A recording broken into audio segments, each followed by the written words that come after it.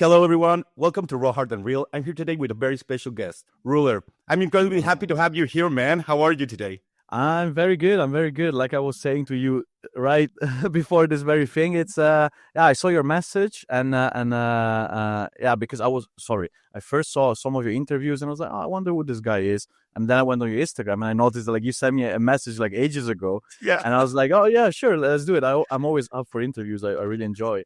But you didn't reply to me. No, You I saw mean, that's crazy. Like, I didn't see the message, but I think, like, that exactly that day, I was thinking, like, what I was doing. And I was just traveling to Mexico because I'm from Mexico. So I went to visit my family. And I just think that, I don't know, somewhere in between, I didn't see my messages. And it's all good. yeah, but it was weird. And like yesterday, I'm thankful that I replied to your story. Just saying, like, the strikers. Yeah, I was like, did you see the message? No, it was perfect. Yeah, but we made it in the end. It was meant to be. We're here. We made it. Yeah, exactly. And as I said, you're going to be the first one to be here in my new house, my new background. Bienvenidos. By the way, with Art of Fighters, I did the interview in Spanish, and it was quite good. So, I mean, not this one, but I would say that if you know Spanish, I think we can do it sometime later. Yo puedo hablar español, estudio a la escuela y tengo un hermano que vive en Argentina. Hablo español con mi hermano, para italiano, yo soy italiano, pero hablo un poquito de español con él. Y toda vez que yo soy en España, yo hablo español con las mujeres. Hablo español, puedo, estudio la escuela por 7 años. Wow. Y soy italiano, entonces Sí. similar, muy similar. Pero si es okay contigo, prefiero en inglés. Of course, yeah, sure. But it's funny because, like, for Italians, it's really easy to get to know Spanish. Like, even if they don't take lessons, I have seen a lot. Like, for example, with Christian from Art of Fighters. Like, he told me that actually that how he learned was with an ex-girlfriend or something like that. So it wasn't like he just went to school or something, and he was quite good at it. Yeah, I mean, the thing is, they both come from the same parent language, Latin, of course. And I mean, it sounds very similar, obviously, down to the actual day-to-day conversation. I'm not as good as a Spanish person, of course, but I mean, for the necessity, I can really speak it. I think I want to say that I'm a very good 60-70%. I understand pretty much everything. I can 100% read anything. I like a lot of Spanish memes, but yeah, when it comes to speaking like as fluent as I do, like in English, not like, or in Italian, like English and Italian are like my 100% languages. Yeah. Spanish, if I'm drunk enough, I probably can speak it very good. It happens. By the way, like, it's actually funny that you're better at English and you're quite good. Like, you're perfect at English. Like, how did you become so proficient at English? And, like, I don't know, before Spanish, because most of Italian people that I know are like, they do Spanish first instead of English. Well, so the thing is, in medium school, so when I was around 13, I did English and was that French, I think, actually. I studied French, so I'm also pretty good in French. But when I went to high school, I did a tourism school, which included English again, French and Spanish. I could have decided between I think French and German, but who the fuck speaks German, No, and obviously I'm joking, but yeah, I mean, I decided to go for French and Spanish. But yeah, I don't know, when it comes to English, I'm an internet guy. I was born, in the internet generation. I'm 30 years old, by the way, but yeah, I always been on the internet. Things happen in English around the world, and I mean, if I try hard enough, I also have a really good English pronunciation. But yeah, I mean, I'm still Italian after all. But to be honest with you, I've been living 9 years in the Netherlands, and I am forced to speak English. It would be even better if I was forced to speak Dutch, so I could learn another language. But in the Netherlands, you can easily live with English, and especially with the job that I do, because I really travel. But yeah, I mean, I always spoke English to everybody. I dated girls that spoke English to me, whether they were English or not. I mean, in general, like I'm very comfortable. To be honest with you, I can think in English most of the times. I speak English to my cat, even when I'm alone in my house. Even though I'm Italian, I still speak English to my baby. Yeah, but I mean, it's because, as you said, you get used to it, right? Like if you're living in the Netherlands and you're using it for everything. I remember when I used to live in the United States for 6 months, like at Okay. the end of that time, I kept thinking also in English, because that's the language that you're always working in. So yeah. Yeah, I don't know. I just it's just more comfortable for me. To be honest with you, at times I even forget how to properly speak Italian. Like I have to say, when I watch a lot of YouTube and podcasts and stuff like that, and when Italian people use English words, I'm like, oh, shut the fuck up, just use Italian words. But when I have to speak Italian, I'm like, oh, I get it. I can't. I've been going to therapy for like a year now, and most of the times I say English things to my therapist because I'm like, I'm sorry, but overwhelmed is not a word that I know in Italian. So overwhelm is the word for you. You know what I mean? Yeah. So I even said to her the first time, I said, hey, listen, nice to meet you. And I live in the Netherlands. I'm Italian. However, at times I will need to speak English because I truly do not know how to express the thing that I have in my mind, because I live my day-to-day life is in English. I speak a lot of Italian with my friends. My tour manager is Italian, so I speak Italian to him all the time. But my life is in English. Yeah, I get it. Okay, so after this introduction, yeah, I want to start. But Laura, just so you know, I'm a big yapper. I can yap for hours and hours. So yeah. Oh, that's perfect. I love that. Yeah. Yes, sir. Yes, sir. This is gonna be amazing. Okay, so first I want to start with your backstory. Like, what drew you into hardstyle? What motivated you to become a DJ? So the thing is, I personally was never dreaming about being a DJ or a producer. I just happened to really be ready for it when it happened. The reason why I'm saying it is, I can give you an analogy. For example, Sick Mode, Alejandro, like since the day that I met him, he said to me, I will become famous. I will never work. I will become famous. I will be a DJ. So he knew, he had a vision for it, right? Yeah. I was not that type of person. I just really love producing. I always produce. I always DJ in my bedroom. And after that, I wanted to also DJ in my hometown and stuff like that. But never in my mind, I was like, yes, I will become this when I'll be older, I'll be an adult. I want to become a DJ. I just happened to be ready, because when things got serious, like maybe the song was going particularly well or this or that, I was like, yeah, I can be booked. I can play. My first DJ set in the Netherlands, I was totally prepared for it. I knew exactly what to do. I was never not ready. But yeah, I'm not necessarily a planner, or too much of a dreamer when it comes to, I need to do this, I need to become that. I just really enjoy doing music and making music, DJ music and anything. So yeah, I guess I was really prepared for it. Yeah, like it was organic, as you're saying. Yeah, very organic. But to be honest with you, I mean, if you know me well enough, obviously not your case, but in general, like that's kind of my mojo, my lifestyle. I'm not like a planner. When they ask me, what are your dream collabs? I don't know. What are your dreams? But this is for later. So if you wanted to ask me that, you already know. No, but where would you dream of playing?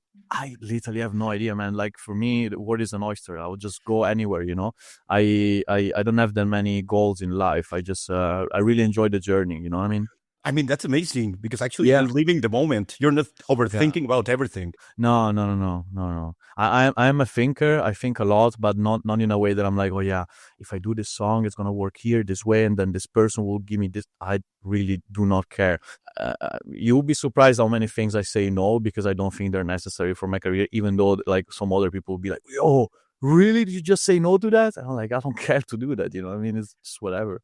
Really? But for example, what have you said no that? Well, I'm not gonna name people, but I refused a lot of very big collaborations because it's not needed.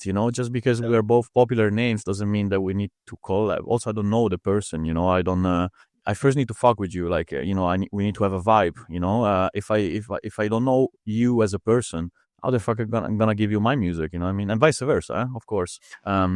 Or speaking about events, I get booked all the time in the Netherlands, and I'm like, no thanks. That's really not interesting for me. I'm sorry. And I always invite everybody to really look for better alternative. When I say no, it's not because I'm an arrogant piece of shit and it's whatever. I just don't think I'm the right fit for the job. Of course, I can go there and like do my job. Of course, anybody can, but I think some other people might desire that more than I do.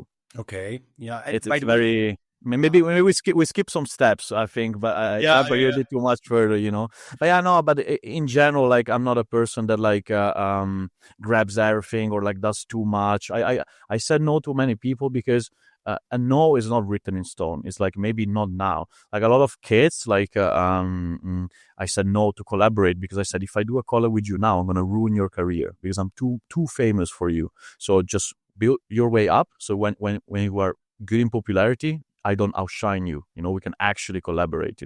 Yeah, it's a very moral thing. I don't want to outshine everybody. I don't want to steal the light from anybody. I just want to make great music. Unfortunately, in the music industry, you have to justify many things that you do. Even if you don't like actually justify like word by word, it needs to make sense. If I do a collab with someone that is like 20 likes on Facebook, it almost looks like an industry plant. You know what I mean? yes.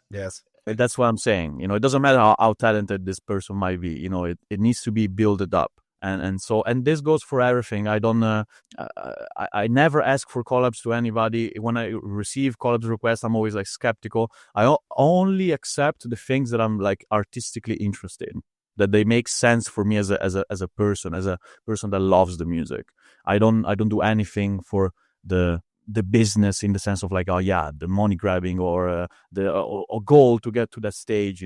I mean, that's amazing because that's just saying how much everything has been so organic and how much you don't really care about just trying to break through and trying to go there and trying to, to get all these things. So that's very admirable, I think, because I think it's something that not many artists haven't on their mindset. But my way is not necessarily the best way. It's just my own way. It's another way. It works for me. It works for me. Yeah, that's also why I'm always a bit skeptical when I see like TikTok producers or TikTok DJs that are like giving advices. I'm like, just because it works for you doesn't mean that it works for anybody. I did a panel at the ADE Amsterdam Dance event. I spoke about being a business owner, so I felt comfortable doing that. But when it comes to, for example, masterclasses, like producing stuff, I did in the past during COVID. It was very helpful. But right now, I'm like, I really don't want to do that because it's not like I don't want to help. It's just that there's only one me. Yeah. And I don't need another one, but like I invite you to be better than me. Please go ahead, I encourage you. So yeah, and this goes for everything. Just because my way works doesn't mean that it will work for you the same way. I have a very different attitude, very different culture, upbringing. So many things are in the equation that makes it different for everybody. Yeah, actually, I just remembered something now that you mentioned the masterclass. Actually, there's a website that it's called Harder Class, and I Yes, just that's the one that I did the okay, master. yeah. I took your masterclass once. Ah, Like, yeah, actually, thank that's you. why I signed up for that, and I was like, Thank okay, you. yeah.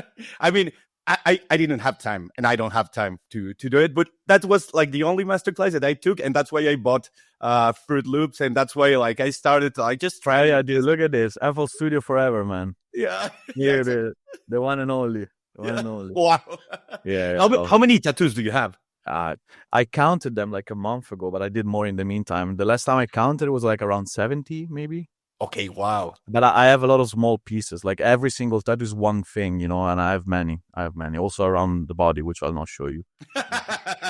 I mean, Okay. maybe if this gets to a certain point, maybe I will get naked. No, kidding. No, but yeah, I have many tattoos. Yeah.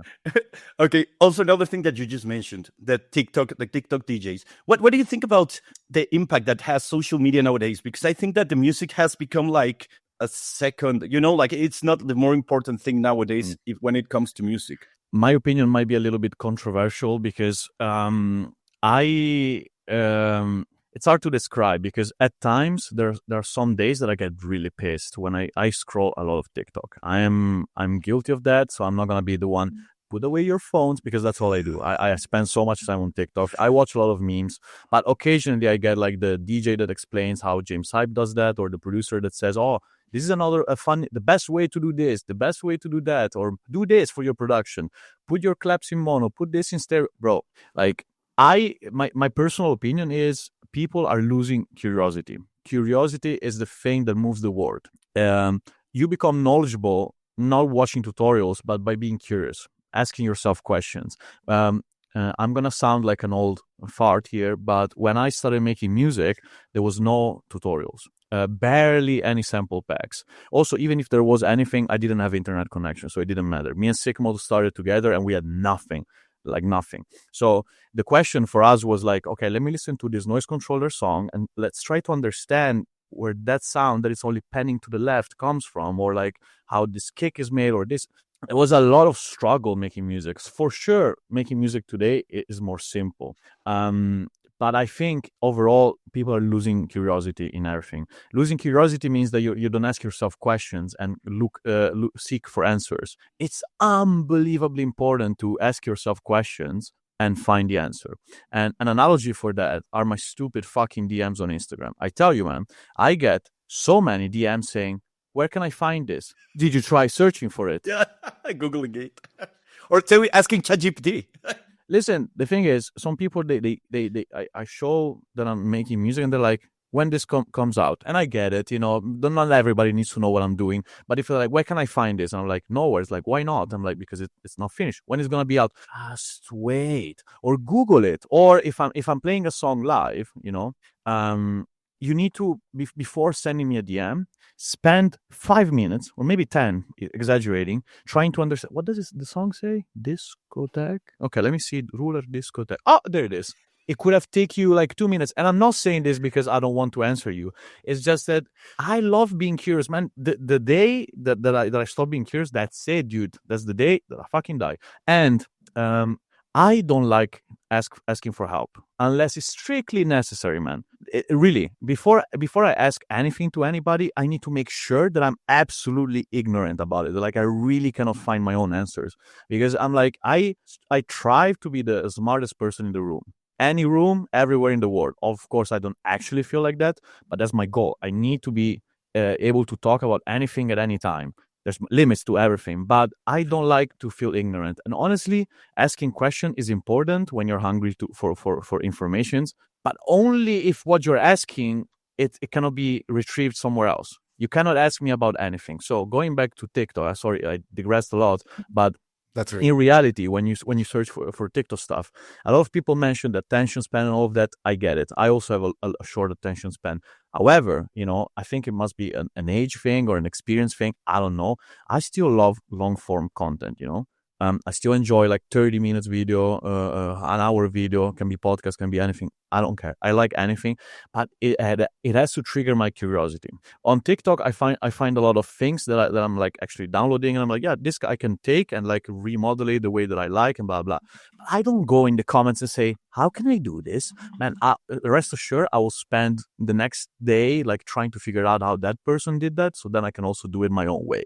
And I taught myself how to do Photoshop, graphic design, music, video editing, merchandise, because I had no alternative. That was the beauty of my own self-learning. Also with Sigma, with Malice, we did the same thing for years.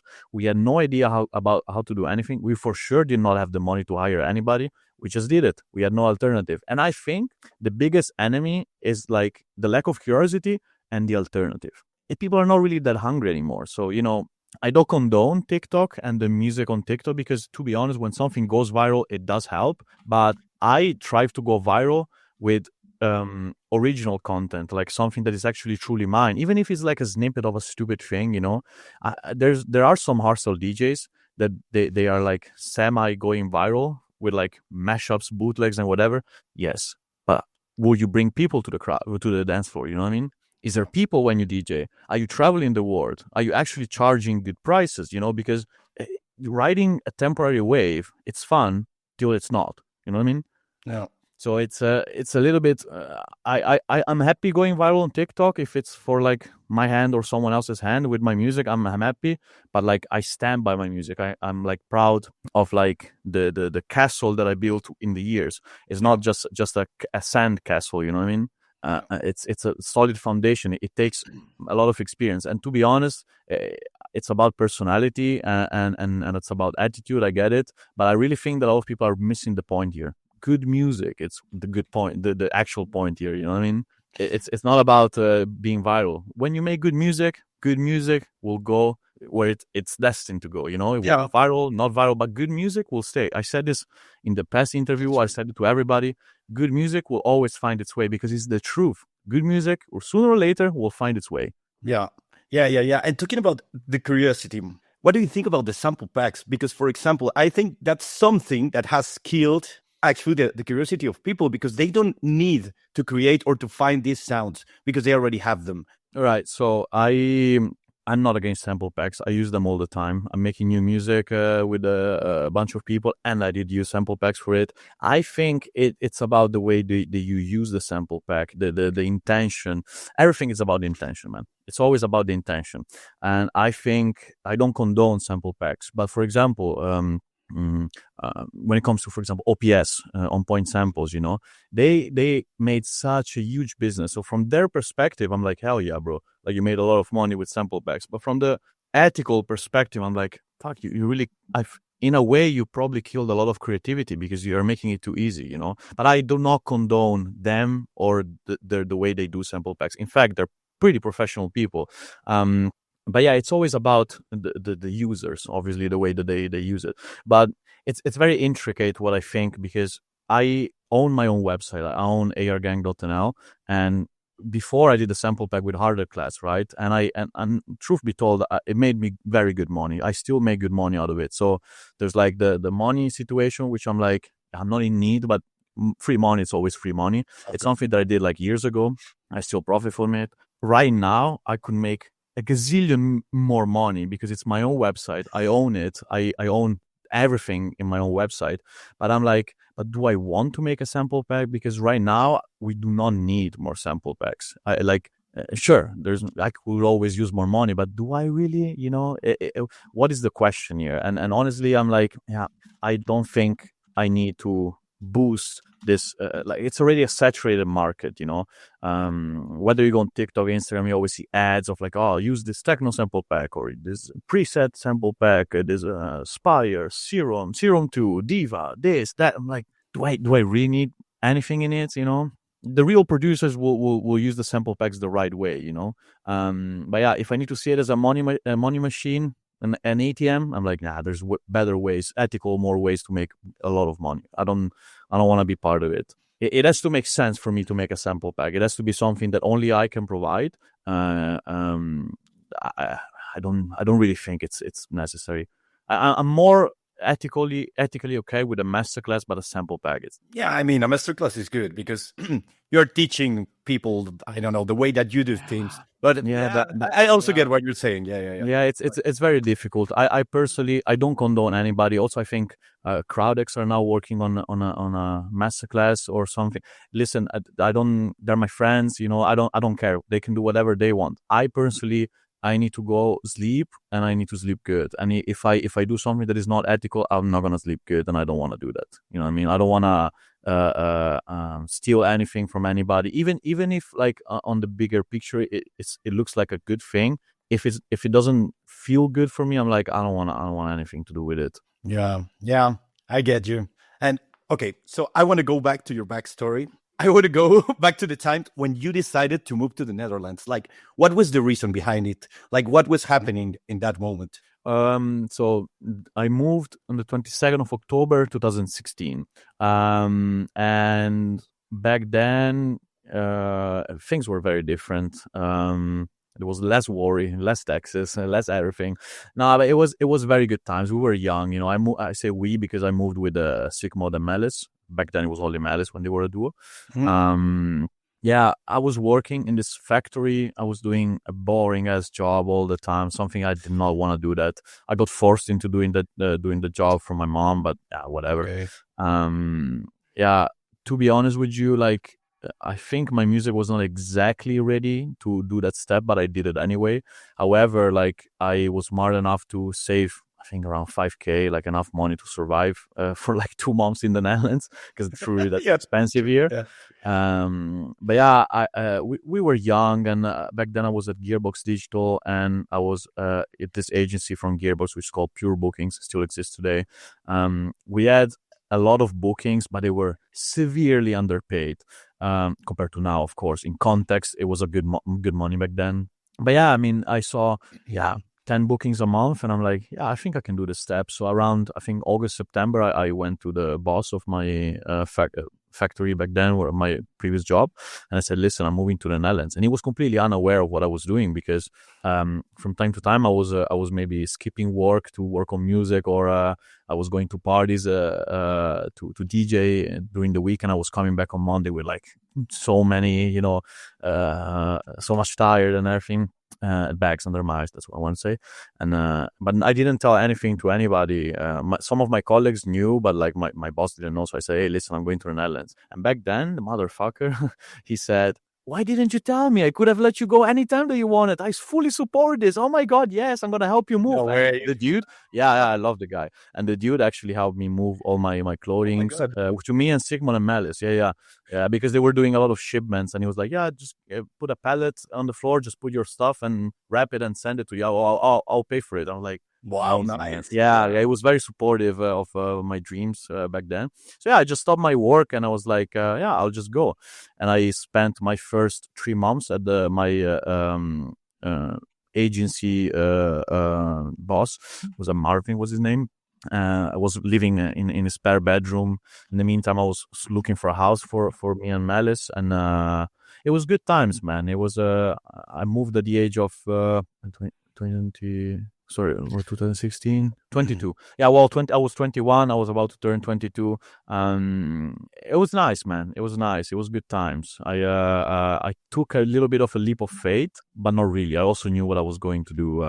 It worked, but the leap of faith was in the sense that, like, yeah, of course you have to create music. Yeah. You have to create music in order to stay in the country and really contribute to society and to your own well-being. It's tough, but back then we didn't care about anything. Right now it will be, if I have to move like everything right now, it will be more difficult than it was back then. Honestly, I had less to lose back then. I had a family and friends, but I did not give a shit. I just wanted to go to my own way. Yeah, and I also think that if you put yourself like in that situation, like would you have to force yourself to create more music, to find more gigs, to No. It was never a case that I felt like I needed to create more. It was just like back then I had a couple of really big songs for that time. But yeah, I mean, on the long run, you have to, make music, and I never created music because I needed the money. But like, I mean, if you don't make music for 6 months, yeah, good luck, especially if your career just started, Yeah. Because, you need to be productive for your own self. Yeah. Also living together in another country, I'm an Italian that spoke Italian and lived with my mom. When I moved, I was alone speaking English in a country that I did not know anything about. I only went to the parties back in the days. I did not visit for like a month. I was like, oh yeah, I think I could live here. I just went, Wow, that's crazy. Yeah, but I mean, like you have to, as you said, to take the leap of faith and just do it, because if you don't, like, I think that anyone can be successful in their country, but it's a lot easier if you move to the Netherlands because the scene is there. And when it comes to hardstyle, for sure. Yeah, of course. But it also depends. TNT never moved. Yeah. You know what I mean? They always been successful in their own country. The thing is, everything needs to be put in context. I think if I need to really put in simple terms, if you are big enough with your music, they will book you anywhere in the world. So even if you live in Australia and they really want you in the Netherlands, it will be a struggle.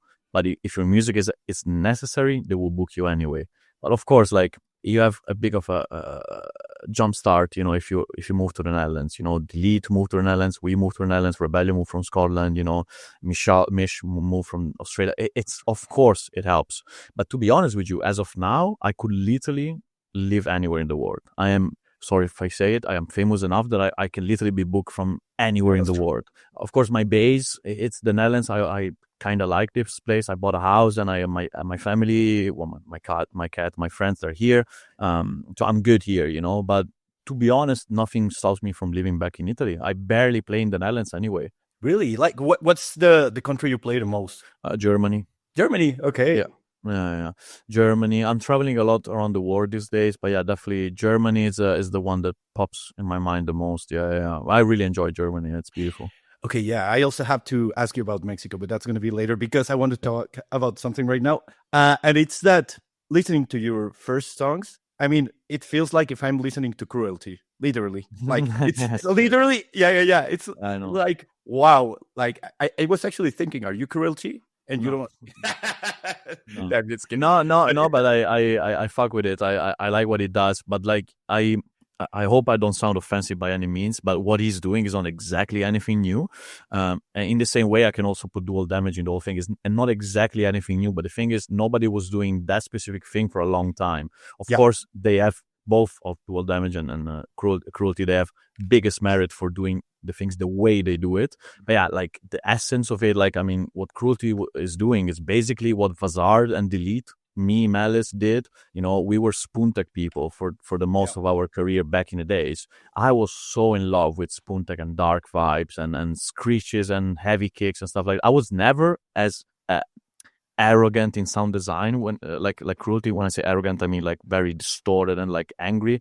But music is louder these days. But back in the days, like what man, if you listen to some of, do you know Vazard? When I say Vazard, No. all right, do you know Spoontech? Yeah, of course. Yeah. Right, Spoontech Records was founded by Delete and Vazard.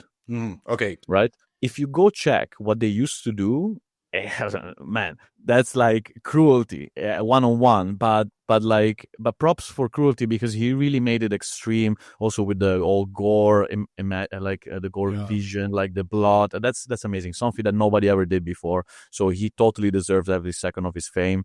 But yeah, music-wise, I mean, I was so attracted to like the darkness and stuff like that. I believe it's easier to make that type of music compared to the music that I do now because kicks are it's a lot of anger in the kicks, anger in the screeches, but it's fairly easy sound design. I find it way more difficult making a pop song than a dark song because a pop and when I say pop, I can even mean Too Cold or Club Banger or shit like that. Yep. I mean it, but like more radiophonic for the girls type music, you know, that appeals to more people. But yeah, I mean, back in the days, I was so into that stuff. I love it. It was really my thing. I actually, before being signed at Gearbox, I really tried my best to be signed at Spoontech, but it didn't work out. Yeah, and actually, at what moment you decided to change to this type of sound, to this new sound that is like a lot more happy? But it was after sorry, like I said before, it was never a choice. I just like what I do, you know. I just make what I like, and I'm just deeply attracted to good music, you know. I don't make dark music less important than euphoric music or pop, or I just like good music. I mean, maybe right now making a collab with Cruelty, it would be a bit of a hazard, but why not? Sure. I mean, I can still do that if I wanted to, as long as the intention is there. Anything can be sold to the public, and when I say sold, I mean like gifted as a piece of art. But what I meant was like in what moment of your career you were there like, was no moment. I understand. Oh no, it was just okay. I understood your question, but there was no moment because I made Domination and Yes pretty much at the same time, and they're two opposite songs. I don't know. When I did Domination, I started from that kick, the famous Domination kick. That's where I started from, and I was like, yeah, I think I can make a song around this kick. And the kick was so aggressive that it needed an aggressive song. And when I found the sample of the monkey, like dun, dun, dun, dun, dun, dun, I was like, yeah, I can make a song around this sample, and I made Yes. I just work by whatever I'm inspired from, and to be honest, I always made music that I liked with no exceptions. But I made harder songs, softer songs. As long as my intention it's in the song, like people can understand, okay, like it makes sense the Ruler is doing this at this moment. But even then, even if it doesn't make sense, if I like it, that's enough for me. It doesn't. I'm thinking because like I'm making music also right now with Darren Styles, which is like I love him. Yeah, like the song that I made with Darren Styles, it's completely far from what I do normally. But I also made Take Me Away with Paul Estag. It's also a happy hardcore song. And I made what did I make? I make Too Cold, but I also made a Discotheque. You know, it's all kind of opposites, but like you can still recognize the essence of Ruler. Like I like everything. I wish I had a little bit more freedom even sometimes, because I really would like to make music that transcend the hardstyle per se. I always like to believe that I'm a hardstyle DJ. I'm a hardstyle producer, so I will make hardstyle regardless. But I like soft ass music. I like when something is like it's just bouncy, man. I like bounciness, you know. But yeah, of course it still needs to be played live. It still needs to make sense. So I'm really picky with my ideas, because if I start to make everything that I actually like, it will not make sense for me to play. A lot of music that I would like to make simply wouldn't fit in my sets. And have you thought about having an alias for this kind of music that wouldn't fit the hardstyle scene? Yes, but I don't think it's that necessary. I think, okay, I'll tell you this. If I make a Frenchcore song, I have two choices. I either release it as Rooler, or I find someone to attach their name to.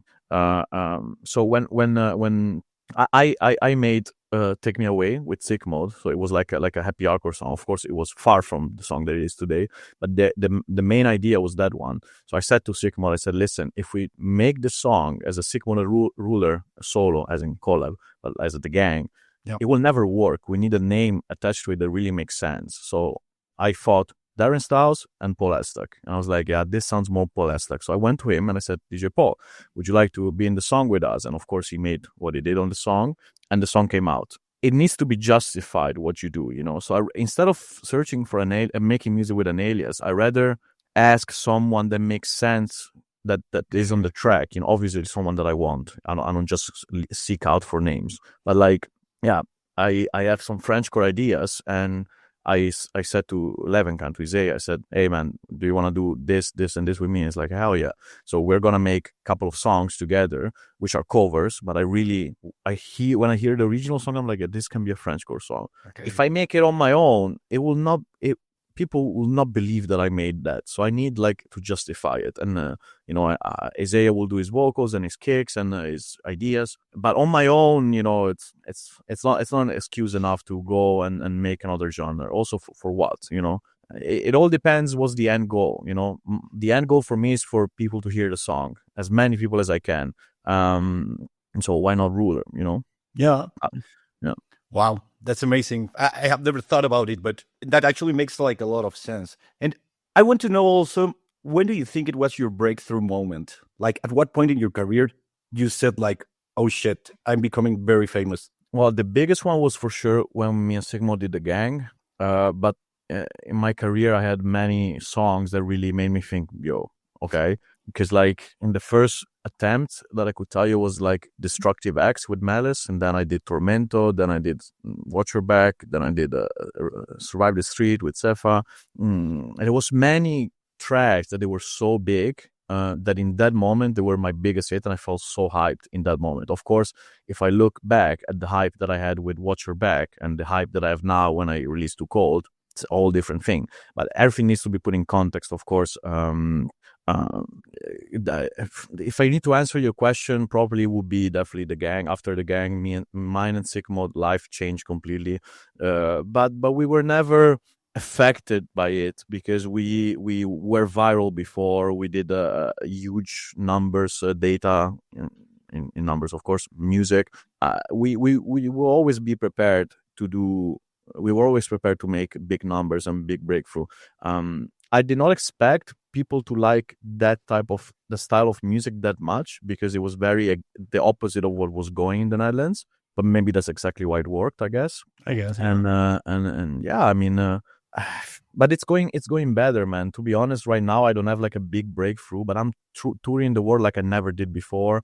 That makes me think that like it's going very well. But I'm just living day by day, month by month, and to be honest, like I'm every day is my own breakthrough, you know, considering what I was doing 10 years ago, you know. It depends. But yeah, if I really need to answer you, because that's why you are asking me, definitely the gang in Supremacy 2021 really helped. But even more, I believe it's Rebirth. The gang at Rebirth 2022. Yes, 2. Yeah, I also remember watching you guys at DEFCON 1. It was on the 2023, right? 2023. You mean the main stage? Yeah, the main stage. Yeah. Yeah, but that was a good moment, but I don't think it was breakthrough. It was no, because we were just settled. Like no, but I don't mean to diminish that performance, but like you said, yeah, we were already big, and to be honest, I was very excited to be on stage. I think Sigmo too, but like I also I'm always happy about the person and wait, I go down. I'm always happy about the person that I am, the artist that I became. But being at DEF CON main stage, it was a natural thing for me to happen. You know, it was the logical step in my career. If I keep playing at DEF CON Indigo, like I will never be anyone. You know, I mean, you can, but you know, you need to go bigger and better. I think actually, if I'm being honest with you, that year DEF CON said we want Rooler for the main stage, and I was like, I want the gang.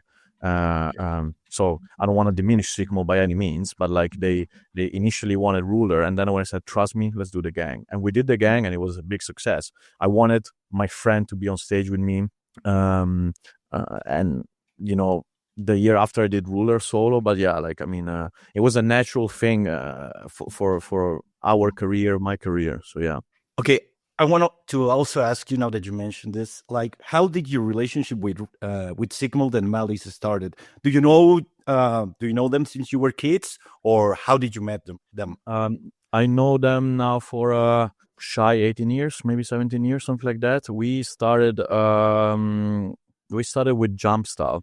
So back then on YouTube, I was doing Jumpstyle. I had my own alias, and I had a different YouTube channel.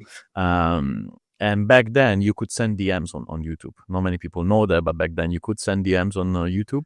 And I remember I Googled Jumpstyle Genova, which is the city that I'm from.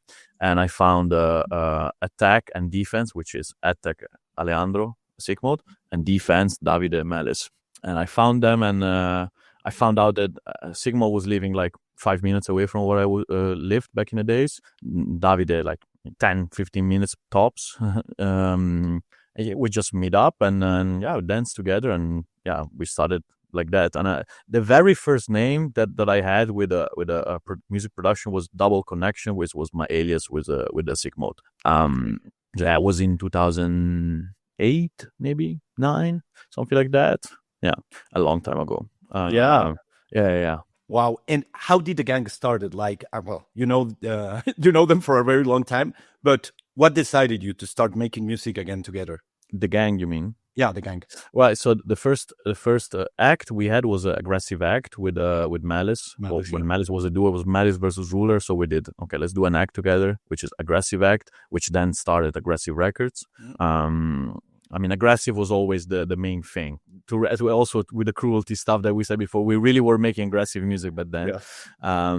But yeah, I started doing the gang because back then I was signed at Most Wanted agency, and so when you are signed at Most Wanted, you basically play at Supremacy every year. And they at that time, the boss, the creative director from Supremacy, he said, I would really like you to play at Supremacy, but this time like something different. And back then he said, would you like to do a live act with Rebellion? And I said, no, I want Sick Mode. I have nothing against Rebellion, but our sound already didn't match back then. Luckily, we didn't do anything, so they did Overdose, I think, that year. But yeah, I said Sick Mode, and it was a bit difficult at first for some political stuff that was like in the background, but we made it happen. And me and Sick Mode did a song to launch his name as well, we didn't launch his name, but like when he switched to Sick Mode for my own album, we did a song called Gang. In 2019, and me and Sigmund always did this gang to everybody, because in rap, in Italian rap, they always do gang like shit like this. So me and Sigmund were always like gang, and so we made a song called Gang. And when we were like thinking about the act, it was like, yeah, let's just call it the Gang. That we just made the act, and we made some music that we were interested in, and yeah, the rest is history. Okay, and how did how does the label started? Like Aggressive Records. Yeah. Yeah. So I was signed at Gearbox, and so were Malice. When we talk about those years, when I say Malice, I mean both Malice and Sigmund. Just so you know, because if I keep saying, I'm sure. Yeah. It's gonna be confusing still. I know. Or people, yeah. All right. Well, back then, Malice and Sigmund were also in Gearbox with me, and my contract was over, and I said to Malice and Sigmund, I said, I really want to make our own label. I think we should do it because, Gearbox right now is very professional, still very spontaneous. It's made of people, it's not a corporate, it's made of people. But back then, Phil is the big boss at the Gearbox. I don't want to say he was unprofessional because it wouldn't be the right description for him, but it didn't really care about too many details the way that I did. And by any means, I don't want to diminish him, but like he cared a lot about a certain thing, an aspect of the career, which was like, I'll go on stage, make big hits. I really like the artwork, the detail, and this and that. So I was more passionate about like the little things that go behind a release. Like it can be an official video. You notice with Yes or Domination, I always had my own vision about like the things that I liked. So anyway, I said to the guys, I think we should like do our own label. So we release whenever we want. We do our own artwork. We do our own thing. It was a natural thing to call it Aggressive Records because we did the song called Aggressive X, which is like our first song. And then we did Aggressive Act, the act. And then we did Aggressive Records. It's just, we also like aggressive. It's just in the thing, So we did our own label and I think it was 2019. We just started, man. We took the Aggressive Act logo. Malice did the logo back then, so we asked him, can you, instead of doing the AA, can you do the AR? And this logo here, and he just reshaped it a little bit because he did it from scratch. It's not a font. And we did the logo and we started. It was very homemade. It was very every video and up until I think 2022, I think I want to say maybe 23 even, was made by me and Sigmod. Okay. Artwork, video, everything. Yeah. And what does an artist need nowadays to be on Aggressive Records? I look for greatness, and it's a little bit of a naive thing to say, a bit of a cliche thing to say, but I really need an artist to shine. They don't have to be as popular or anything. I just need them to be the complete package in one way or another. The first artist that we signed was Shift, I think. Please correct me if I'm wrong. I don't know why I'm asking you, but like, yeah. No, but I do know. I mean, like, I have followed you for like at least six years. So thanks. Yeah. So I think it was Shift. We signed them in 2021. When you look at Shift, they are beautiful, stylish. They communicate perfectly. They have swag. When you go around, you feel the aura. You know what I mean? I'm sounding like a TikTok guy now, but it's true. When you go around Shift, you notice them. When they enter a room, you turn and you're like, yo, Rice. You know what I mean? Yeah. I did not necessarily love their music passionately as much as I do with, I don't know, Headhunters or Future Noise, but it was impossible to go unnoticed, for them. It was just a matter of time. I think they were in a label back then. I think it was Terracords, Redshift, and they were happy to a certain degree, but like I was like, guys, Aggressive Records is the next step. Trust me. And I tell you, man, I love my artists so much. I don't even like force them into anything. They don't sign contracts. They don't sign anything. They only sign contracts for the songs, But I don't want them to be locked in like contract wise with like me.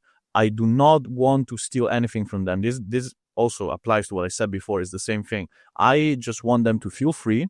I need them to be under my label because they want to be, that they strive to be, And anyway, you need the vision, bro. You need to have no plan B in your life to be in Aggressive Records. It needs to be your only choice, not to be with me, but like music needs to be your only choice.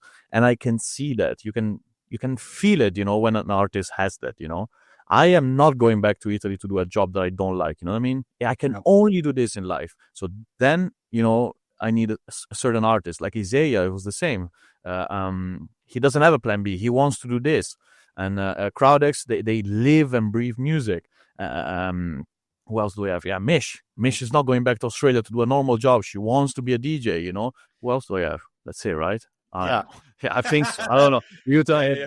No, but we do have a couple of other options, which I'm not gonna reveal who, but but it's people that breathe music. It's people that really want to make a difference. And obviously the name Aggressive would imply that we search for aggressive music, but it's not really the case because it's more AR gang, as in, aggressive is just the past word. It's the label, but like AR Gang is the whole concept around it. I just want my artists to be proud and like go around. I literally said to Ole Shift and Connor Shift, I said, no contract, no nothing. But when you enter a room, when you go to a stage, you need to say AR Gang everywhere.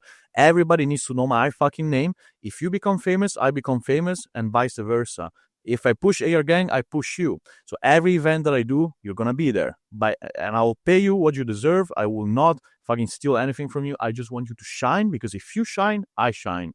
It's the best, and that's what I seek. And I need people that they're not gonna go to the next label thinking, yeah, it makes more sense for me. Nah, man, this is the end goal for you. Like, this is the only thing that you need to have. Of course, to a certain degree, because if the artists are not happy, I wouldn't want to lock them, but I really try to make the best environment that I can, because I truly believe in it. Like, I want my artists to shine. I always push them to be the best artists that they can, even better than me, than everybody else. They just need to shine. I'm just happy when other people are successful, And for example, do you have like a maximum number of artists that you're thinking you will have at the record label? Do you want to keep it like, I never thought about it. You're Okay. You're making me think about it right now. To be honest, Gearbox used to have like way too many artists for me. That was one of the main issues for me, because when I think we were releasing on Monday or Tuesday, I don't know, I might be wrong, maybe Friday, and there was like fucking 5 Gearbox digital releases. And maybe the day before there was like Gearbox Revolution, and the day after there was like this. I was like, too many artists, too many people. You just need the right amount of people, which is not a number. It's just, you just know the right amount. Yeah. As of now, we don't have too many people, but it's also difficult to manage the amount of people that we already have, to be completely honest with you. Luckily, me and Sigmo don't release as much as the other people. But yeah, I mean, we don't want to outshine anybody, and we don't want to be outshined. And if we need to sign someone else, it really needs to make sense for the artist first, because we also don't want to give aggressive records to an artist that still needs to grow, for the same reason that I told you before about collaboration. But yeah, no, it can even be 50 people. Unfortunately, logistically speaking, it will be difficult. Yeah. It just will. It's impossible that it will not be difficult. But yeah, there's no cap. But at the same time, I guess maybe another 2-3 artists can still fit. But we're good already. You know what I mean? Yeah, but I think it's good, because you keep like this small private environment, which I think is nice, because it's personal, right? We also do not do guest releases. I think we did only house 2 or 3, but I must love the record if I really want it as a guest release, because I despise guest releases. Just, it's like, I don't know, it makes no sense to me. I don't know. And I have one of my best friends. It's called Malcolm. It's No Type DJ. He did a couple of I think 1 or 2 releases on my label, or maybe 1. I don't know. I think with Mutilator, Hustle with Mutilator. And I really like the song, so I'm like, okay, release it on my label. You're a friend of mine. But just because you're a friend doesn't mean that you can like send me all the songs. I'm not gonna release any of them. It has to be your life-changing song, even if it doesn't happen to do the good numbers. For you, it has to feel like the best song that you ever put out, and then I can release it. But I don't. I see other labels, which I'm not gonna name, but like I see other labels doing guest releases, and I'm like, hell no. I cannot even keep track of how many people you're releasing. I receive like 20 demos a day from the big labels. I'm like, who the fuck are these people, man? With all due respect, who the fuck are these people? They don't even make me want to check their music, because I'm like, really? Label send me 5 emails. I'm like, who are these people? Yeah, I only know this person. I'm like, who the fuck are the other people? It's just chaotic. I have nothing against anybody, but I'm like, dude, pick your artist, pick the songs, Yeah. And that's what I try for, And I really, I'm against guest releases. It really has to be mind blowing, changing for me to release a guest release, Like, what is a song that I would have liked, for example, just to give you an idea? I don't know. The one, the Strikers and Adjust. Is it Adjust? Incoming. Yeah. If I could go back, or the Dual Damage Hiding, which was released in Scantrax, it would have been cool for me to step in a little bit before and say, yo, can I have that? Yeah. I'll give you more royalties. I'll give you more royalties than them, but have it on Aggressive Records. Cool. I didn't do it. To be honest, I didn't really listen to the songs until they were out much. Well, no, I did with Incoming, of course, but yeah. But those are the type of songs, life-changing songs. Those songs were life-changing for those artists. I don't want just a random song, they need to be massive. And it kind of goes the same way for my artist releases. I never ever say no to any release from my artist, but if I hear a song and I'm like, dude, you can do better than this. No, but for the song itself, like, it would just waste it. It would just be a waste. I don't want you to waste your own songs. So think better. Maybe the song is good, but if promotion sucks, I'm like, you're wasting the songs. Just work better on it. Not because it affects me, it doesn't, but like, for you, I say it I want you to have the best numbers, the best scenario possible for your song. Yeah. I mean, I completely get it. And how did the AR Gang, what is it called, event started? Like the idea of making your own event with only your artists? Well, not only your artists, but... Well, like I said, it was a necessary step. I mean, it was the most logical thing that we could do. The first thing we did was Welcome to the Gang. I think the first one in Breda. 2023. Right? 2022, actually. 2022, okay. Yes. The first edition was in Breda, and then we did, Tilburg, sorry. Tilburg, and then we did Breda, so we did 2 editions of Welcome to the Gang. And then at some point we wanted to switch it up, and we did the AR Gang event. But I tell you, life-changing situation, like, people were like, when are you going to do a Welcome to the Gang? And I'm like, so when are you doing this event or this event? I'm like, yeah, in November. I was like, but it's AR Gang. Welcome to the Gang. I'm like, fuck, man, it's actually difficult for me to explain what this is. So I need to pick my battles. So I'm like, okay, let's only do AR Gang, because like, it's gang, AR Gang, Welcome to the Gang, Sigmund and Rooler, the gang. It's too, but this shows how unprepared we are when it comes to planning and shit. We just make stuff that we like, and in that moment I'm like, yeah, hell yeah, let's call each other the gang, and then let's do Welcome to the Gang, but also let's also call the label AR Gang. It's a mess, but it really shows the people that we are and the artists that we are. But yeah, I mean, I don't know if Welcome to the Gang will come back. To be honest, right now I only focus on my own career and AR Gang as an event and the label. But yeah, it just started, man. At some point, if we're only talking about AR Gang, we got a request from Musical Madness to make an event with them, and I was like, yeah. I think they proposed Welcome to the Gang. I was like, no, let's do AR Gang this time. And pretty much I took the same things that I was doing for Welcome to the Gang, but upscaled them. So Welcome to the Gang, we had one tattoo artist that was giving free AR Gang tattoos to people. Nice. You see how counterintuitive it is, look. Yeah. Welcome to the Gang, an AR Gang tattoo. This is me in a nutshell. But yeah, and then we went to AR Gang, and I was like, okay, I'm gonna hire 3 people that gonna give free tattoos to people. So at my expense, I gift tattoo to people, and then memes on the screen, and the whole kiss cam, and this and that. Basically, an upgraded version of what we had before. Also because lineup wise, it's the same. Welcome to the Gang. What the fuck I'm gonna do? Not book Mish? I'm not gonna book Malice? Of course I am. Of course I'm gonna book Riot Shift and Crowdex. Yeah, so it's AR Gang. It's the same thing. So there you go. It just happened to become that way, Yeah. Okay. And now I want to talk about the AR Gang takeover at Fabric, because I'm really excited about it. So I'm probably the last person that knows anything about it. Really? How come? Bro, can I tell you something? I didn't say this to anybody. Dual Damage are on the AR Gang takeover, right? Yeah. They tagged me on a story, and they said, "Oh, thanks for inviting me." And I was like, I don't know what they're talking about. Really? But I tell you, no. So I don't want to sound detached. Obviously, I care, but there are some things that are taken care from other people. Obviously, I have my artists of choice that I really like to book anytime without thinking too much. And I do have Edo and Berber are the people that work for our label, and they really do the AR Gang takeover and the AR events, which they really help us with the lineups and stuff, because honestly, I do not have any time to really worry about the minute details. With this, I don't mean that I didn't care about Dual Damage. It's just that, of course, I like Dual Damage. Of course, I want them in my AR takeover. It's just I didn't know that they were there in the first place, because they asked me to do a lineup many months ago. They were like, "Oh, tell me your favorite artist that you really like any day of the year." And I said, "Yeah, Dual Damage, this and that." and so they just pick from the pile like the people that they really make sense with what we stand for. So like vision, music, blah blah, and it just compiled in a lineup. I think also Fabric also they had their own input about it, so I think it was very smooth. I really like Fabric. Also, they're very the people know what's up, lineup wise and shit. But yeah, to be honest with you, I don't. I do care about the things that happen in my label, but I cannot really focus on it too much.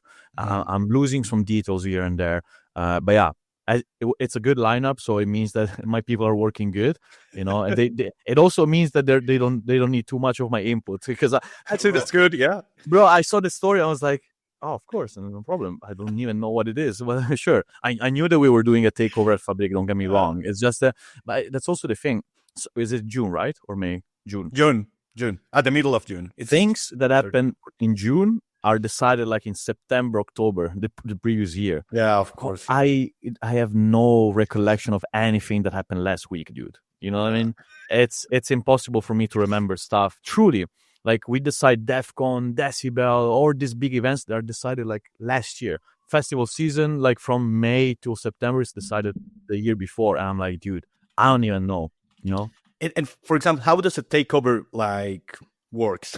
Like, do you go to the place, or does the place call you? Like, it depends. It depends. Okay. It can be both. It can really be both. This specific case, I'm not completely sure. I think they requested for us, but I don't want to make assumptions that I don't know. I don't really remember, but it can happen that, I mean, there are some promoters that they really like me or Sigmod or my artists, and I'm like, yeah, well, you like all of us, why don't you just take the whole package or some of our artists, because sometimes I'm playing somewhere, so they do an AR takeover without me. When you don't see me or someone else in a lineup, that's because we usually play somewhere else. Yeah. It can also be a budget situation, because me and Sigmund are very expensive. So maybe to have the two of us in the lineup, it can be very expensive. So sometimes they make a choice. It depends. It depends on the budget, the creative direction of the festival, But yeah, it can happen that we offer ourselves. But most of the times, due to the hype of our artists and the concept of AR Gang, they come to us and ask for a lineup. Usually they say, here's some money, and with this money you have to make a lineup. It can either be all of us or maybe some extras. In the case of Fabric, we have Dual Damage. I think we do have some extra people. I think, help me here. I don't really know, because they haven't released. No, because they haven't released the full lineup yet. So it's right now. I do know that it's Sigmod and Dimitri K. It's the gang. It's Dual Damage. You're telling me for the first time. I did not know. Yeah, you're playing. No, yeah, but it's probably a situation like that. Oh, I have airplane mode, so I need to be concentrated. Yeah. Anyway, yeah, no, for sure, we're gonna have other artists. If we have Dual Damage, it means that we have other artists too, and so maybe again we book some other people, because maybe they need to fill more hours, and we are, I think, 7x. So sure, you could potentially do 7 hours, but we also want to include maybe also half an hour of the gang. It means that another half an hour needs to be filled with someone else, or 45 minutes. Yeah. Some artists prefer to only play 45 or 30. It depends. Okay, now I have the lineup. Okay, surprise me.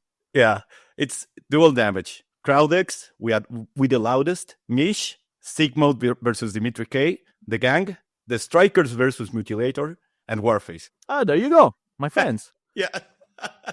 Yes. Yeah, it's gonna be amazing. I mean, yeah, of course, right? But there's never gonna be a chance where Fabric is not amazing, man. I know. Yeah, and actually, like most of the times, I think that at least there's one artist from Aggressive Records on each. Yeah, like each. Yeah. We're good friends with the Fabric. I think we started to play. I think the first time that we played Fabric, it was with Aggressive Acts in 2018, 17, something like that. We were very hyped back then, and they booked us in the Satellite. I think it was the area. Maybe, yes, I don't know. I do remember one time that I went to Fabric, and actually it was you, Sigmod, and the Malice. And you were, dude, the boiler room thing. Yeah, the club area. Oh my fucking god, dude, that was insane, bro. Yeah, I remember, bro. We couldn't walk. No, bro. I mean, I was about to die there. We are not people that ask for security. We needed security that time. We couldn't walk, man. It was overcrowded is a compliment, man. It's a diminishing word. It was insane. You could almost not breathe, man. It was too much. No, I'm a tall guy, and still, I was literally asphyxiating. Like, it was, I don't know, I have never felt so many people like around me ever. I remember, like, we were watching you. I was with some friends. We were watching you. Then when Sigmund, I think it was who played first. It was you, right? Yeah. Me. Yeah. Then when Sigmund came, we had to leave. Like, we couldn't. Actually, it might have been Sigmund, me, and Malice instead of me, Sigmund, and Malice. I don't know. I don't remember the exact. I do remember that I saw you. No, you were the first one, I think. Yeah, you think? Yeah, I think so. I don't remember, but I'm sure that I saw you that time because I remember that when Sigmund came, it was crazy, and we had to leave. And because I think it was exactly at the moment that you just released it, Too Cold. I don't know, remember, man. I think so. And since it blew up, I think that, oh my God. But it was, am I wrong, or was it like December? It was December. Yeah, it was December. I remember the occasion. I obviously remember the party, but I even remember before we were at the hotel, and I was eating pizza at the hotel. Yeah, I remember. Yeah, you could feel the hype, dude. There was a big hype there. I don't know. Sometimes you just feel it. It's like, tonight is gonna be insane. You know, you always hear your DJ saying it's gonna be crazy tonight, but most of the times it's not. But sometimes, just few times, you're like, you feel it in the air, bro. It's gonna be there. You know what I mean? Yeah. So we went there, and dude, I could not believe my eyes. Especially, dude, because when we arrived to the actual area, it was empty. There was DJs play before us, you know. I mean, I don't want to diminish anybody here, but I don't remember who was playing before, but it was not as full. It was some people. Yeah. I was like, oh, man. And actually, let me tell you this, because back then they booked us for this area. I think back then we were still in the same agency. I don't want to say something wrong here, but we were all like, what the fuck is this area? I never heard of this area. But Fabrik has fucking 26 areas, you know? Like, yeah. I mean, there's way too many. So I was like, oh, man, I would be downgraded or shit like that. And when we got there, the area was empty, and it didn't look as good as the satellite or like the main stage, you know? It was like, oh, man, I never played here. I never seen this place. Are they just putting us to the shit one? Dude, we went backstage. We were talking to the locals, and we came back. I was like, whoa, like, what's hold going on here? We need security. I remember Levenkan was there too, I think, yeah. And we needed security to go to the stage, man. I was like walking like this. I was like, what the fuck? Insane, dude. Insane. Yeah. Best memories, dude. In Spain, I think I only played a Fabrik and one other club once, but always a Fabrik, yes, for the most. Oh, really? And the other club was in Madrid or somewhere else? It was in Madrid. I remember it was on a boat. Yeah, it was on Alcorcón. Yes, yeah. And there were such amazing people. I was there with Dimitri K. Yeah, I remember that time. Yeah. It was amazing. I had a really good time there too. I think they were competitors though, or Fabrik was competitor of them, vice versa. Anyway, they were. It's difficult, man. With such a big organization like Fabrik, it's always difficult to make other parties. I never heard of these people anymore, but I had an amazing time. They were so nice to me, and back then I was traveling alone, so it was tough. But I had an amazing time. It was a good party, actually. Yes. Yeah, they're doing good. I don't know. They still, they're still making events. They changed their name, but they're still making events on the same venue. Like almost every month, I think. Good for them. Yeah. They always bring at least, I think, one international artist for each party. But yeah. But they're doing good. Good for them. Yeah. And by the way, also, like, the last time that you were in Fabrik was on Nexus last year, right? Yeah, well, I played the main as the gang, and the other area as Rooler. Yeah, Rooler. Yeah. And by the way, what do you think is the best crowd on which country? Yeah, that's a difficult question. I guess you can say several countries. It's okay. But you can say Mexico if you want. No, but Mexico is definitely one of them. The thing is, I can answer you by saying any country doesn't see me as often, really, truly, because like I play in LA. And it was insane.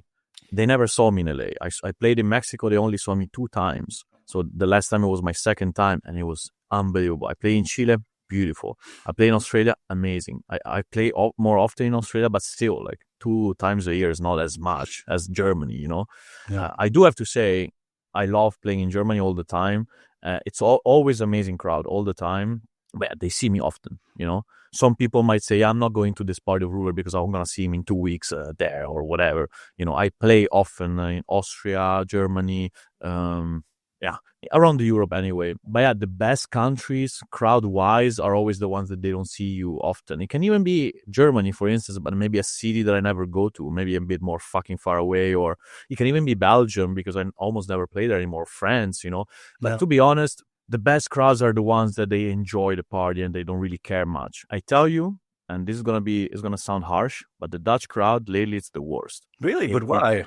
Because they're spoiled, dude. They think they know everything. They know everything because they have They parties have everything. every fucking week. Bro, I speed run this fucking country so much. I played every event, every cafe, every club, every fucking place that even private parties from friends back in it. I played everywhere, dude. I mean, obviously, when I did my all day long, it was my own event, so people came for me. But if I'm on a lineup, I'm not even that interesting, in my opinion, for me to be there and for people to see me on stage. Of course, I'm still gonna do my job and I'm gonna do my best. But like crowd wise, I don't think I am the right DJ target anymore. There's more younger DJ, like kids or whatever, that they make more Dutch music for the Dutch crowd. I'm appealing to a different niche of people right now, which I'm happy about. I'm very comfortable with the position that I am now. I think the Dutch crowd, like what I said before, is like the worst, but I don't mean it in the bad sense of way. I just mean that like they party all the time. Yeah. The Netherlands is the birthplace of hardcore and like hardstyle to a certain degree. All events that you can think of, we have everything in this country. So of course, Dutch people, they are unfazed by like, what's happening here. I think back in the days, everything was new here. Everybody was screaming at everything and, oh my God, this new kick, this new thing. Right now, it's very still, because they get the same shit all the time. Every little DJ is doing the same thing as Dual Damage or as Adjust or the Strikers, or this is the same thing all over again. When you go to different countries, you experience a way better crowd that it listens to the music on Spotify. You can listen maybe mixes on SoundCloud, but they barely see the DJ, so they appreciate and understand music in a very different way. They're way more, allow me to say, virgin to the lifestyle, to the party lifestyle, so it's amazing, and I don't hate the Netherlands by any means. It's just that as a DJ, as a performer, I've done everything that I could have done here, I've simply done everything. It's like when you platinum a game on the PS, it's a PlayStation, it's the same thing, bro. That's it, you finish the game. What more can you do? And by any means, I'm hoping for more, and I will do more in the Netherlands. I don't want to sound that negative, but like in the big spectrum of things, it would be egoistic, you say, egoista. To always seek for attention in this country. I truly think the young kids, like that they want my spot more, they should go for it, and I allow them to. I'm very comfortable with them wanting to be better than me, more famous than me. Hell yeah, go for it. I do not want to steal your spot. I don't care how much they pay me. I'll say no. I'll stay home with zero money. Get your bag, get your crowd, have fun. I've done everything. It has to be a really interesting thing for me to play. Like DEFCON, of course, I play. I accepted very recently Rebellion Outdoor because they show a lot of interest for me. And I was like, hell yeah, man. Thank you for being so interested. I play Intense, I play Decibel. I play the big ones, because that it makes sense. I like that because it's a international crowd. I don't play in cafes anymore, It's not my thing. Forget the bookings fee and the cost the Rooler might have. I just don't think I'm the target for it, No, yeah, I completely get it.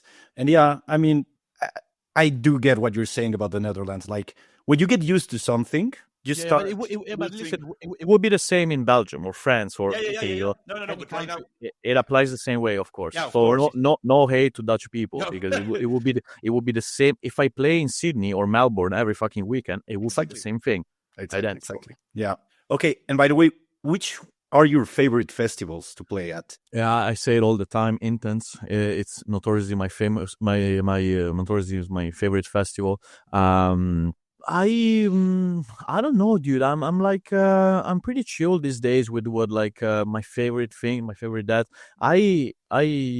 I just strive to enjoy, like I used to not like much Defcon the first years as a DJ, not because it was bad or anything, but simply because like maybe back then I was in the exact best mood of my life. So I don't know, I have weird memories attached to it, but later on it became amazing. It depends. It's a life evolving situation. There's never really a forever one thing. I mean, I really like Intense because the people that work at Intense, they're very nice people. But yeah, I mean, I also really like Def. I don't know, dude. It's hard to say. I still want to say Intense because I truly like Intense. I like the backstage at Intense. The artist handling at Intense is usually amazing. But yeah, I mean, if they change any of those factors for me, goodbye. You know what I mean? And for example, as a guest, which one was your favorite? The Still Intent? As a guest, what do you mean? Like attending as a guest, not as an artist. Oh, I don't attend parties. You never did? No, but I mean before. No. Oh, really? I attended parties as visitor, like before being Ruler, and as a DJ. I never go to parties for pleasure. Okay. Yeah, but I meant like before becoming like big, you never went to any festival. No, they wouldn't give us backstage shoes. I don't know. No, dude, they were racist towards other people. No, I'm kidding. No, but they I don't. I've been to some parties, but I always pay the tickets. To be honest with you, I think there are few parties that I ask for backstage, and I actually went, because the problem here is not from the organization. It's that I unfortunately cannot visit any crowd. I just cannot go in a crowd. So yeah, if I need to ask for backstage and stay backstage, well, then what's the point, dude? I'll stay home. You know what I mean? Yeah, but I think I didn't ask it properly. I was thinking about like you as a normal person like me. Would you ever attend to a festival? Like, maybe going to DEFCON before you were not as a guest, like being on a guest list, just as a regular visitor. As a visitor. Yeah. If you say guest, I'm your fan. I'm sorry. No, yeah, I did go to DEFCON in 2012. Yeah. 13 years ago. Yeah. I did. Yeah. I mean, my favorite festival back in the days. I've been to DEFCON, Cubase, Climax when I was younger. I've been to Hardstyle event, which was at the Ziggo Dome. I did, but I really like the small clubs at some point. The first 1 year of my party mood was like the biggest one, like Q dance and shit like that. But after that, my taste for music shifted into spoon tech and darker stuff and whatever. So I was attending really small clubs. So me, Sigmod, a bunch of other friends, we were flying to the Netherlands for shitty ass club with like fucking 50 people, 100 people. That's when I saw Warface for the first time. They were still performing with 3 people, not 1, 3. 3. Yeah, Warface used to be 3 people. Yes. 3. Okay, I just knew that it was Remco and Yuri. I didn't know there was. Yeah, there used to be another dude, if I'm not mistaken. I definitely saw 3 people. Yeah, 100%, yes. But yeah, I also saw Warface when they were 2, just to give you an idea how old that was. Yeah, but it was in cafes and shit like that, and maybe small clubs. I remember going to Bass Academy, Bass Protocol, Raw Piedak. It was all unknown stuff. When we were telling people, they were like, "Oh, where are you from?" I'm like, "From Italy." It's like, "You came from Italy for this? Really?" Like, they were like, unbelievable. Yeah. My favorite festival back in, I don't know, dude. I don't have any recollection of those years. I remember being there, but I don't remember the feelings that I had. I love caffeine, sure, but I've only been once 13 years ago, and the rest was DJing. Wow, that's amazing. Still, yeah. I played at DEFCON after 15 years. Wow. No, sorry, what the fuck am I saying? 5 years. Sorry. I attend in 2012 and then perform in 2017. So after 5 years, as a visitor, I became a DJ. Yeah. Nice. Yeah, that's cool. Yeah. And by the way, how hard do you feel that it is to like get a place in the hardstyle scene as a foreigner in the Netherlands? It used to be very difficult. I think right now it's more socially accepted. It's a very complicated subject because a lot of people they are under the impression that it matters that you're not from the Netherlands, which to a certain degree might be, but perhaps the music is just bad. Doesn't mean that because you're not Dutch, you're just, you know what I mean? Yeah. A lot of people find excuses to their unsuccess, and sometimes they refer to the fact that they're not Dutch, which is, it's understandable because it was difficult for people like me, Malice, Rebellion, Unresolved. At times, it was very tough, I have to say.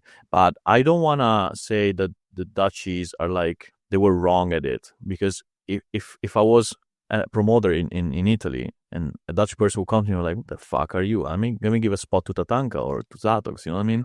It makes sense. It's not even racism. It's just how it is. You're skeptical about the person from outside, you know? But yeah, I mean, it is difficult, obviously, to break through such a niche job, you know? But I would argue it's way more difficult in EDM to become someone because there's way more artists and it's easier music to produce. However, it's also easier to produce hardstyle compared to 10 years ago. So ultimately, it's about being necessary and making amazing music, you know? It is unbelievably difficult still. But because, you know, when people say, believe in your dreams, you will achieve your dreams, that's just bullshit. That's just not true. That is just not true. It wouldn't be realistic for you to think like that. It is amazing to follow your passion, right? It is amazing to believe in something, but the 0.01% end up being there, you know, as it should be, because if everybody's there, there's no point in being there in the first place, you know? Yeah. It needs to be exclusive to a certain degree. There's no rule to this game. There's no indication. There's no way to do anything. It just happens. It is difficult. It always is. It can even be difficult for a Dutch person. Of course, it's easier if you are born, let's say, in the early 2000s or maybe late 90s, because you are born in a country that, like, if you ask to the kid or to the old guy, they know Defcon, they know Climax, they know Hardstyle. So it's easier. I come from a place where nobody knew hardstyle. Nobody, dude. So it was difficult for sure. But I don't want to be dreamy and shit. But if it's meant to be, it will be. You know what I mean? Unfortunately, it is what it is. But whoever is watching this and you think that you have the talent, just so you know, talent means zero. The effort is what it's most important. If you have talent, it's important, but you need to work. You need to work so hard, because I happen to believe that I don't have the most talent when it comes to music production, but I have a vision and I work so hard for it. Even to this day, even after all that I do, after all the money that I make, I'm still motivated because I want to be the greatest. So the effort is what actually effort is the one that really premia, te premia, you say. Yeah. Rewards you. I was going to say price you, and I'm like, yeah. It's not exactly. Yeah. The effort is what really rewards you the most. Truly, 100%. There's no doubt about it.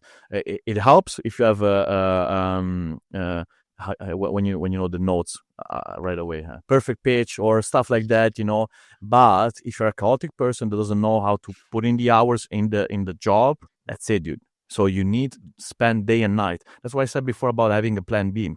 If you have a plan B to this, it's not your job. Go do something else. And same goes for the people that say, oh, what program is that to make music? If you need to ask me what program is it, this is not your job. You know what I mean? If you need to ask me this, it means that you're not meant to be this. You know, you need to be curious. You need to work hard. You need to be wanting this more than your fucking life. I remember not sleeping at night to do music. I remember calling in sick in the middle of summer just because I had to finish Extinguish. I needed to. I had no choice. I had to because I wanted to. I wanted it so bad at some point. You need to say to your girlfriend, I'm sorry, we're not fucking tonight. I need to finish this fucking song. You know what I mean? That type of effort goes above anything. So put in the hours, but just so you know, don't be angry if you don't make it because it's not for everybody. Also, if you make it, be ready because this lifestyle, it's not for everybody. Doing this life with like traveling, performing, being Jesus Christ in on stage and being a normal person when you come back home, it's tough. It's so tough. It's not for everybody. You need to have two big balls to do this job, you know, and it's the best job. You know, it's a creative job. I love the job, pays the bills. Hell yeah. But I am seeking therapy because it's tough. After many years, it's very tough, very difficult. For you, what you would say that is the hardest part? I really went on a big rant, but I really hope that people understand. No, I'm sorry. I say what I say because I don't want people to believe that being on stage, that's it. You know, anybody can be on any stage. You know, I said also in this other interview, just because you can DJ doesn't mean that you should DJ.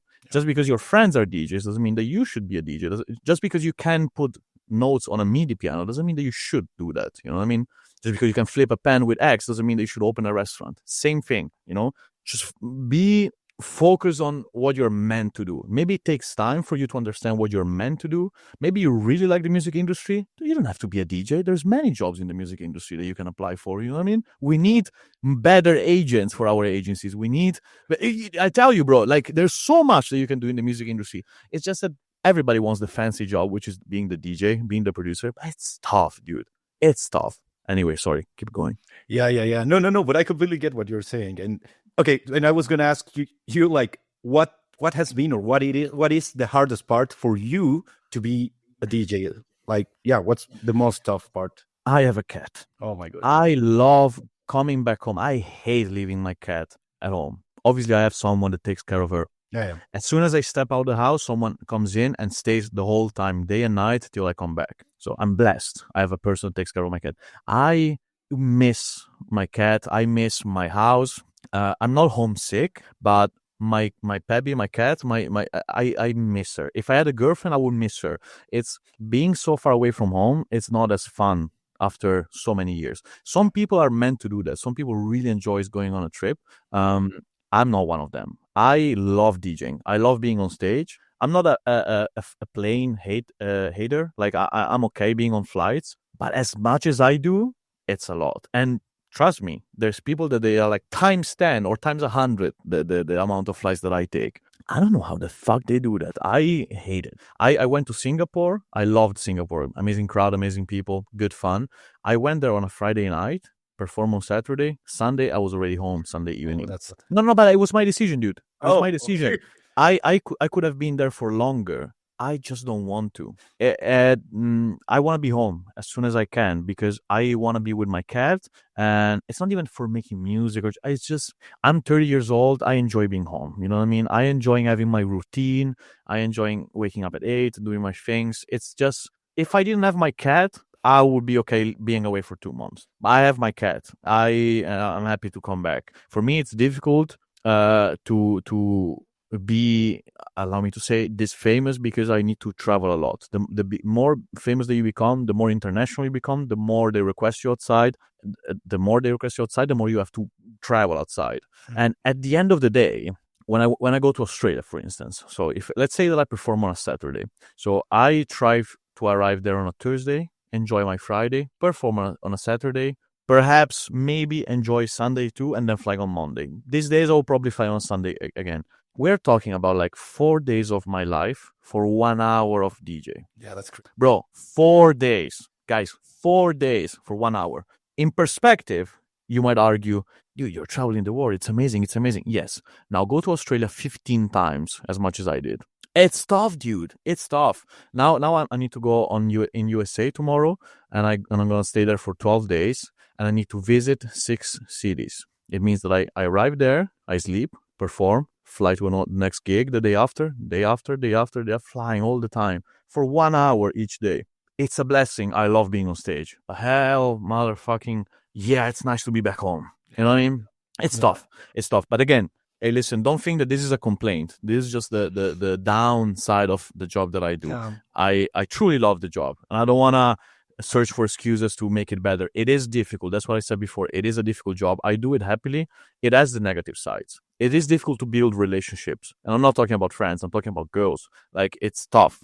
It's tough because not everybody understands what it means to be bipolar as much as an artist, because you're a normal person on the Friday and you're God on stage on a Saturday, you know? Yeah. Creative.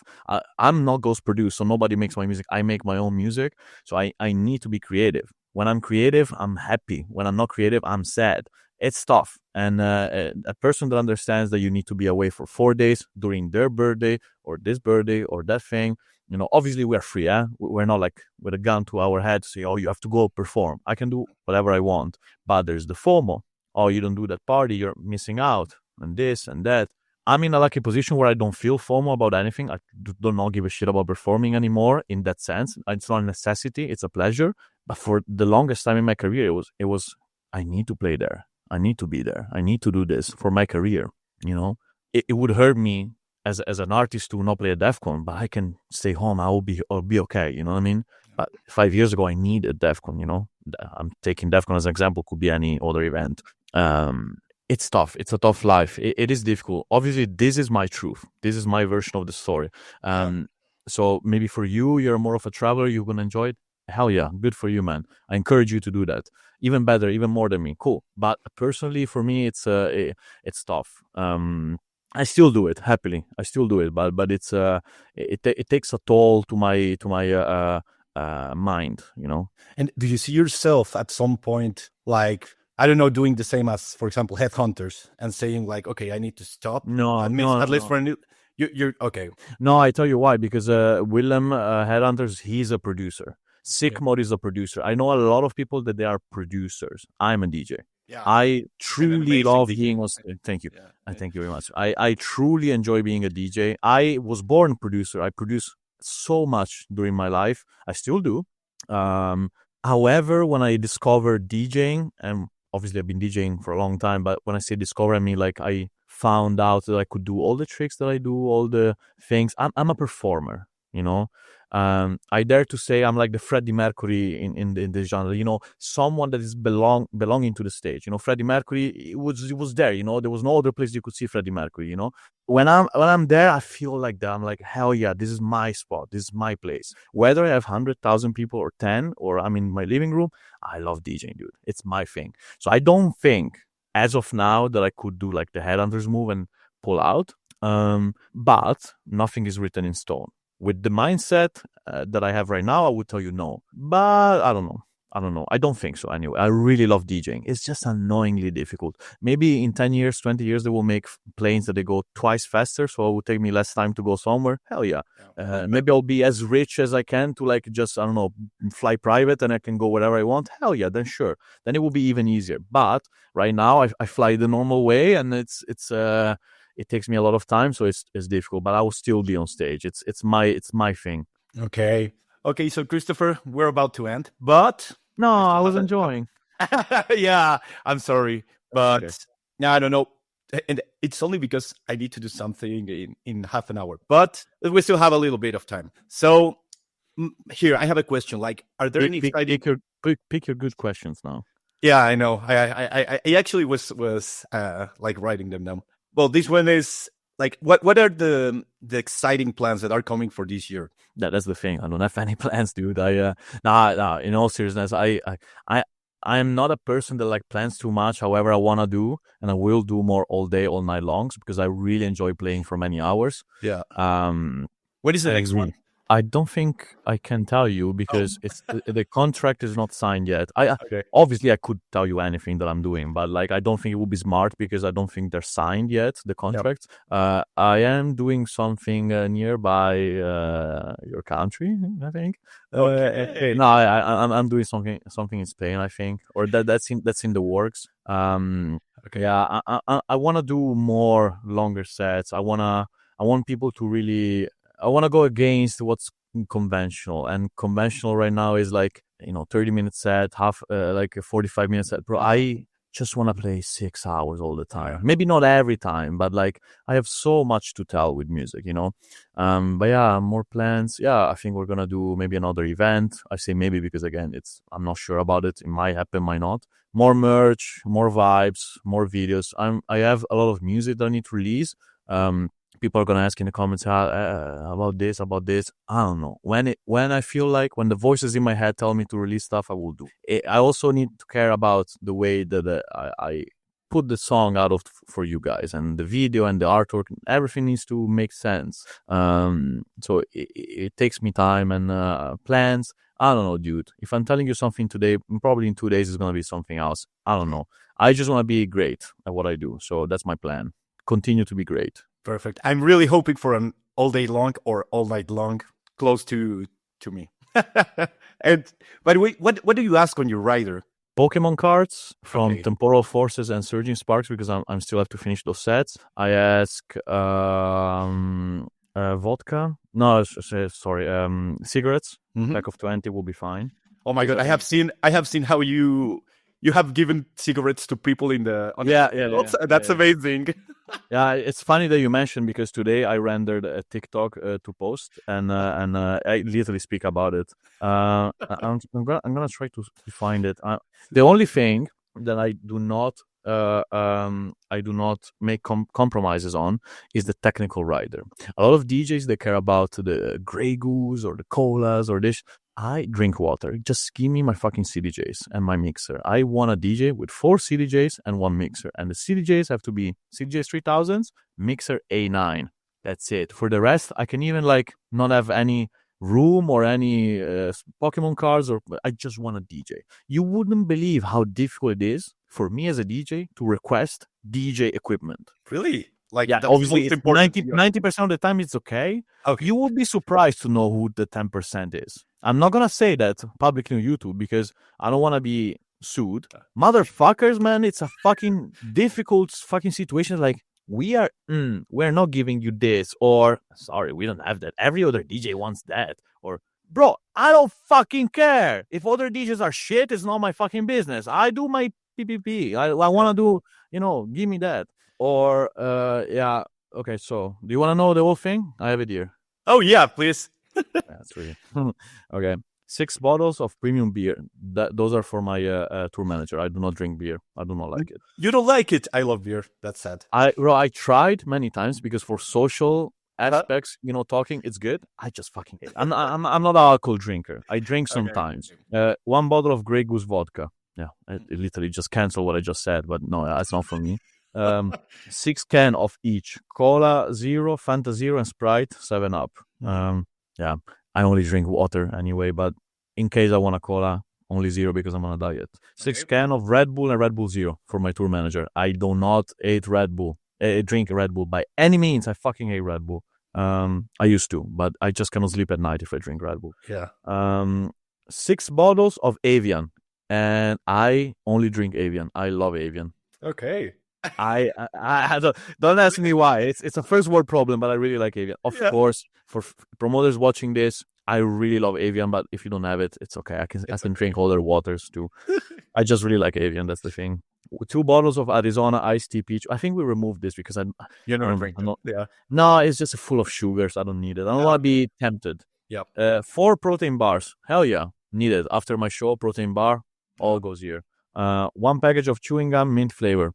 I do the meet and greet. I need to have chewing gums to talk to people because I smoke also cigarettes. 1 package of sliced chicken fillet. I think this we removed it because every time they would give us that, it would always not edible. Ham and cheese toasty. Yeah, nobody ever give this. Kinder Maxi bars. Yeah, when I used to be fat, I loved this ride. It was full of trash. But yeah, no, Kinder Maxi is good. I sometimes I need some sugars, but it's good. But it's always fun when you have like some people, hey, do you want a Kinder? Pizza on request. If we're at a party, we ask for pizza. Okay. Variation of fruit, bananas, especially ice cubes. Yeah, but this stuff, it's 1 bottle of hand sanitizer because after the meet and greet, I touch a lot of people and I would like to wash my hands, but there's toilets, so it's okay. 10 packs of random Pokemon cards has been changed because they will give me any random Pokemon cards. It's okay, but they when we went to Germany, it was always in German. I'm like, thank you. However, I do not collect German cards. I would actually really prefer English. So we changed that to English cards for more specific. Yeah. So then they make sense. Unfortunately, the pull rate is trash. So even when they give me 10 packs, I'm like, yeah, I found nothing, but whatever. And 1 pack of cigarettes Camel Blue. Soon it will become 2 packs because they're getting expensive. Yeah, no, I find it funny, dude, because like there are some organizations that literally they say we refuse to give cigarettes to Rooler. Really? I'm not gonna say who, but they're like they sign the contract, then we give them the rider, and they're like, no, I'm sorry, we are not gonna give Pokemon cards or cigarettes to Rooler. And then I say, then I'm not coming to your fucking party. That's it. It's just I want to make sure that people know that I do not give a shit about cigarettes and Pokemon. It's a matter of principle. If you care about your guest, you treat them good. Yeah. I always treat my fans really good. I expect the same from the organizations. So how is it that I do 1 hour of set for you without anything? Of course, it's my job. I will do it. Your job is to please me and to pay me the same way that I please you and your fans. Give me my fucking Pokemon cards. It's a matter of principle, dude. Even if you give me the wrong Pokemon cards, I will be happy because at least I know that you tried. But say, no, we are, we're not going to give you the cards. I'm like, Oh, sorry, I had Eddie block like updated itself. There They just are not gonna. became all enlightened. No, I had the blocker update itself. We're not gonna give you this. I'm like, why? Because we don't want. If we're gonna give you this, then we need to give this to the other one. I'm like, yeah, perhaps it's time that you start treating your DJs the way that they should. Trust me, dude. It will get political very soon if I keep talking. But like, the tickets for the visitors keeps going up due to inflation. Do you think our fees goes up too? Really? Hell no, dude. No, dude. Bro, the biggest organization, they don't give a shit about the DJs. I tell you, dude. I don't want to say everybody, yeah? There's a million organizations that are amazing. The 95%, it's amazing. That 5% or 10%, what I said before, they're pain in the fucking ass because they feel so entitled. Do your stupid event without the DJs. Let's see if you still sell tickets. Yeah. You know what I mean? You know, be humble, dude. Be humble. Yeah. And do you like to party after your gigs? I mean, No. you just said that you don't drink alcohol, so yeah. No, but you can also have fun Yeah. being sober. But the thing is, it depends. If I'm playing early at a party and I'm at a festival, hell yeah, I'll stay a couple of hours, 5 hours. I don't know. I'm not gonna stay the night. I enjoy the nighttime. I like to sleep around midnight, 1 if I can.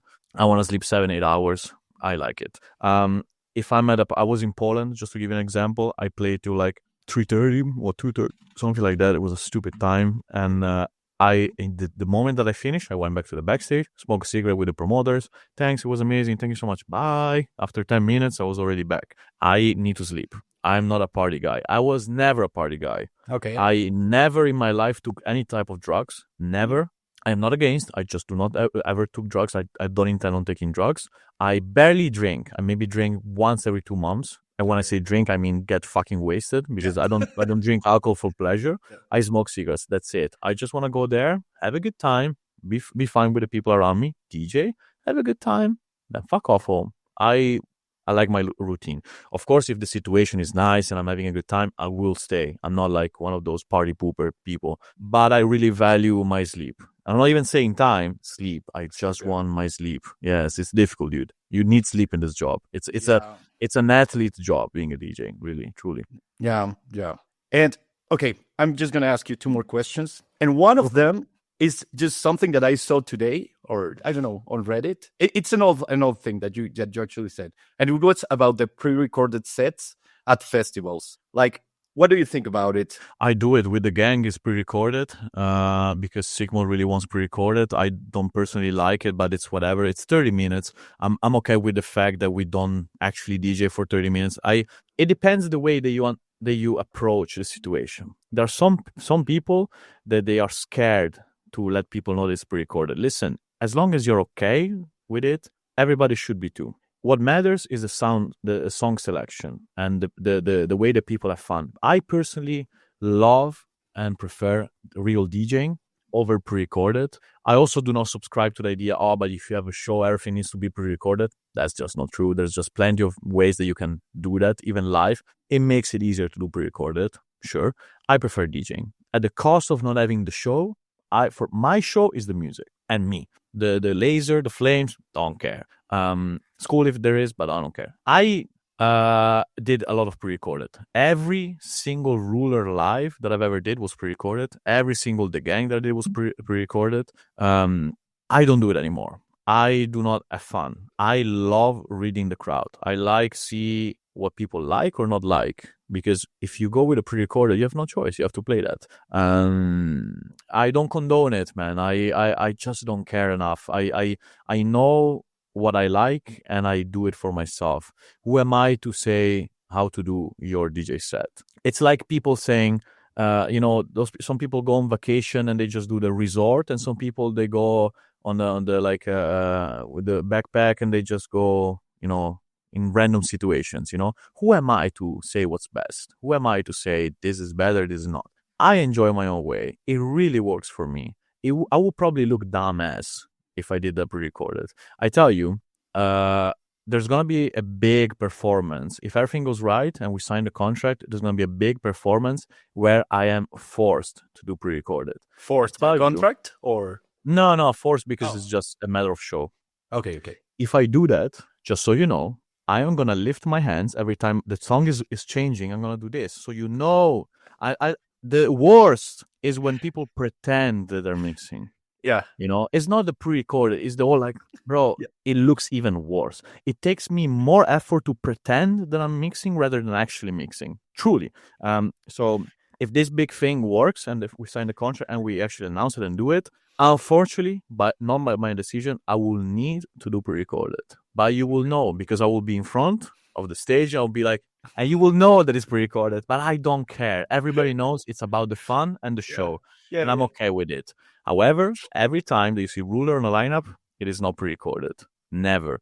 Only with the gang, but it's okay. It's a show. Also, we have a visual on screen that says it's pre-recorded, so it's fine. I don't care.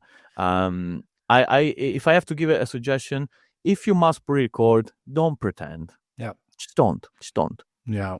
Yeah. And I think that most of the live acts nowadays are exactly that, right? Like they are all pre-recorded. Yeah. Every single one of them. There's not one exception. There are some exception.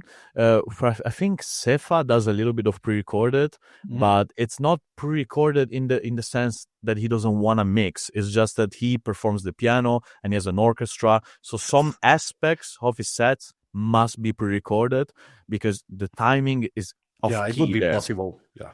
No, it wouldn't be impossible, but I think you would need to hire another person that actually DJs. If you want Sefa to play the piano and Sefa DJing, it's just not possible unless he has the piano next to the. Yeah. It's just not doable. I get it. I think he's the only exception, but I don't want to throw names and say, yeah, he's not. I don't even think that it's a big of an issue. Delete VIP was pre-recorded. I'm gonna get roasted for this, but it is every single Delete VIP was pre-recorded. Jesus Christ, he gifted us Delete VIP. The music was unbelievably insane. It was pre-recorded. Did anybody care? Hell no, it's Delete. So there you go.